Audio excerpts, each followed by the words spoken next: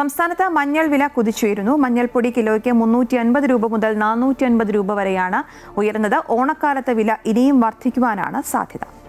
ഇക്കുറി ഓണത്തിന് സാമ്പാറിനും അവിയലിനും അടക്കം അല്പം മഞ്ഞനിറം കുറയും.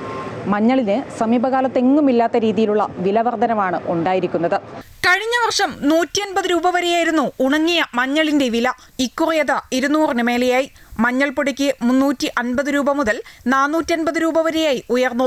വീടുകളിലും പറമ്പുകളിലും ചെയ്തിരുന്ന മഞ്ഞൾ കൃഷിയും നന്നേ കുറഞ്ഞു. കാലാവസ്ഥാ വ്യതിയാനവും വരൾച്ചയും കാരണം കർണാടക, തമിഴ്നാട് എന്നിവിടങ്ങളിൽ നിന്നും കേരളത്തിലേക്ക് മഞ്ഞളെത്തുന്നതും വിപണിയെ ബാധിച്ചു. കച്ചവടം തുടങ്ങിയിട്ട് 6 വർഷത്തോളമായി നമ്മളിവിടെ കച്ചവടം തുടങ്ങിയിട്ട്. അതിനുശേഷം മഞ്ഞളിന് ആദ്യമായിട്ടാണ് ഇത്രയും വലിയ മഞ്ഞളിന് വില കൂടുന്നത്. ഇത്ര വലിയൊരു മഞ്ഞളിന്, മുളകിന് എല്ലാ സാധനത്തിനും വില കൂടി. മഞ്ഞളിന് ആദ്യമായിട്ടാണ് ഇത്ര വില കയറി വരുന്നത്. ഇന്നേ വരെ ഇത്ര വില ആയിട്ടില്ല.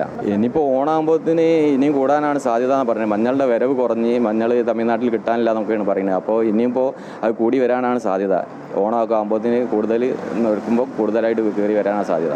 മഞ്ഞളിന്റെ ലഭ്യതക്കുറവ് മഞ്ഞൾപ്പൊടിയുടെ കയറ്റുമതിയെയും ബാധിച്ചിട്ടുണ്ട്. ഓണമെത്തുന്നതോടെ മഞ്ഞളിന്റെ ആവശ്യകതയും വർദ്ധിക്കും. ഇതോടെ വില ഇനിയും കുതിച്ചുയരും. മഞ്ഞളിന് സമീപകാലത്തെങ്ങുമില്ലാത്ത രീതിയിലുള്ള വിലവർധനവാണ് ഉണ്ടായിരിക്കുന്നത്. കേരളത്തിലെ കൃഷി കുറഞ്ഞതും തമിഴ്നാട്ടിൽ നിന്നടക്കമുള്ള വരവ് കുറഞ്ഞതുമാണ് മഞ്ഞളിന്റെ വില വർദ്ധിക്കാനുള്ള പ്രധാനപ്പെട്ട കാരണം. ഓണമാവുന്നതോടെ വില ഇനിയും വർദ്ധിക്കുവാനാണ് സാധ്യത. ഷൈജു KP-ക്കൊപ്പം അനഘ റൈച്ചഭരതൻ, അമൃത ന്യൂസ്, കോഴിക്കോട്.